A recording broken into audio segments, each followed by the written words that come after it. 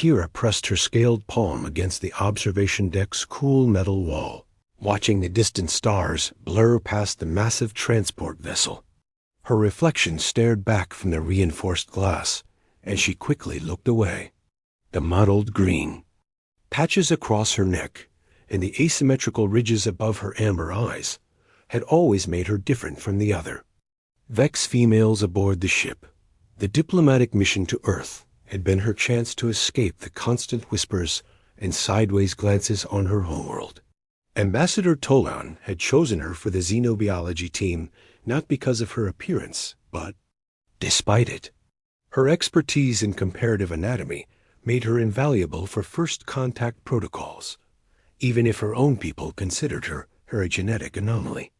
Landing in 6 hours, announced the ship's automated system in the melodic Vex language.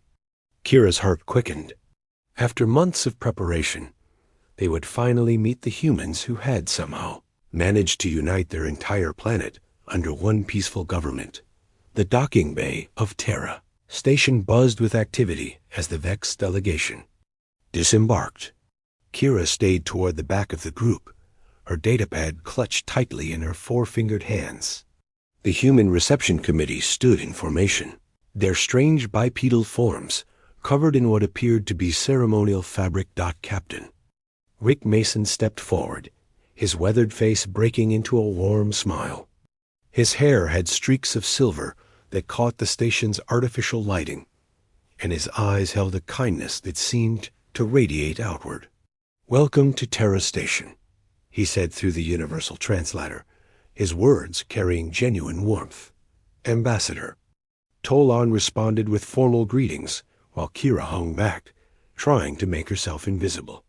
She had studied human facial expressions extensively, but seeing them in person felt overwhelming. Their faces were so noble, so expressive compared to the stoic features of her own people. During the tour of the station's research facilities, Kira found herself walking beside Captain Mason. He pointed out various technological marvels with enthusiasm, his passion for exploration evident in every gesture. "This is our xenobiology lab," he said, stopping before a pristine white chamber filled with analysis equipment. "I understand you're our counterpart in that field." Kira nodded nervously, her translator converting her words into precise English. "I study comparative anatomy and physiological adaptation. Your species fascinates me from a scientific perspective." Mason laughed, a sound that seemed to bubble up from somewhere deep inside him. "Well, that's refreshing. Most people find us boring compared to the wonders out there." He gestured toward the viewport, showing the star field beyond. "Boring," Kira repeated, testing the unfamiliar word. "No, humans are remarkable. Your emotional range, your facial mobility, your capacity for both logic and intuition simultaneously.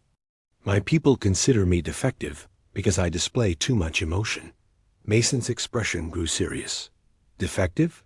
That's impossible." Heat rose in Kira's cheeks, causing her scales to shift from deep green to a lighter shade. "I am not aesthetically pleasing by Vex standards. My markings are irregular, my ridges asymmetrical. I was fortunate to be chosen for this mission, based on ability rather than appearance." They paused beside another viewport, the Earth hanging like a blue marble in the distance. Mason studied Kira's reflection in the glass, his expression thoughtful. "May I ask you something that might sound strange?" Kira's amber eyes met his in the reflection. "Of course." "Do you mind if I look at you directly? I mean, really look at you?" Confusion flickered across Kira's features, but she turned to face him. Mason's gaze traveled across her face with the careful attention of someone studying a work of art. He took in the intricate pattern of scales that shifted from emerald to jade across her neck, the way her amber eyes caught and reflected. Light like precious stones, the elegant curve of her elongated skull that spoke of both intelligence and grace. "You're beautiful," he said simply. The words hit Kira like a physical force. Her scales rippled through a spectrum of colors she had never displayed before, cycling from deep purple to silver to gold. "I do not understand," she whispered. Mason smiled, and the expression transformed his entire face. "Beauty isn't universal, Kira. What my species finds attractive might be different from yours, but that doesn't make either perspective wrong." He gestured toward her reflection. "Those markings you call irregular create a pattern that's absolutely unique. The asymmetry of your ridges gives your face character and distinction. And your eyes." He paused, searching for words. "There, like looking into liquid starlight." Kira's breathing quickened, her translator struggling to keep up with the rapid flutter of her native language. "But my people, they say I am flawed, that my genetics produced an inferior result." "Then your people are blind," Mason said with conviction. "Diversity is strength, Kira. In nature, in genetics, in perspectives. What makes you different makes you valuable, not flawed." The conversation was interrupted by Ambassador Tolan's approach. But something fundamental had shifted in Kira's perception of herself. Over the following days, as the diplomatic talks progressed, she found herself standing straighter, speaking with more confidence during the scientific exchanges. The human researchers welcomed her insights with enthusiasm, treating her theories and observations with respect that felt foreign after years of dismissal on her homeworld. Dr. Lisa Park, the station's chief xenobiologist, collaborated with Kira on a paper about interspecies genetic variation that would later become groundbreaking. In both cultures, on the final evening before the VEX delegation's departure, Mason found Kira in the observation lounge, watching Earth's rotation create a slow dance of light and shadow across the continents. "Regrets about leaving?" he asked, settling into the chair beside her. Kira considered the question carefully. "I have learned something important here," she said finally. "Beauty is not a fixed standard imposed by others. It is recognition of value, of uniqueness, of the remarkable fact that in all the universe there is only one me." Mason nodded approvingly.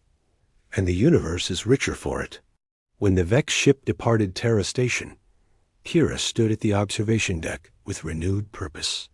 The reflection that stared back at her from the glass was the same as before, but her perception had undergone a revolutionary change. The mottled scales she once saw as flaws now seemed like a constellation map across her skin. Her asymmetrical ridges gave her face a distinctive character that spoke of complexity and depth. Upon returning to her homeworld, Kira carried herself differently.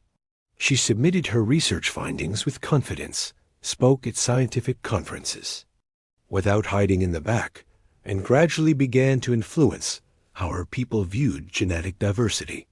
Her work on human emotional expression became the foundation for a new field of study that celebrated variation rather than conformity. Years later, when asked about the moment that changed her life, Kira would always return to that conversation. Beside the viewport, when a human captain looked at her with eyes unclouded by prejudice and saw beauty where she had been taught to see flaw. It became the cornerstone of her philosophy that true vision comes not from seeing what others expect, but from recognizing the unique value in what exists.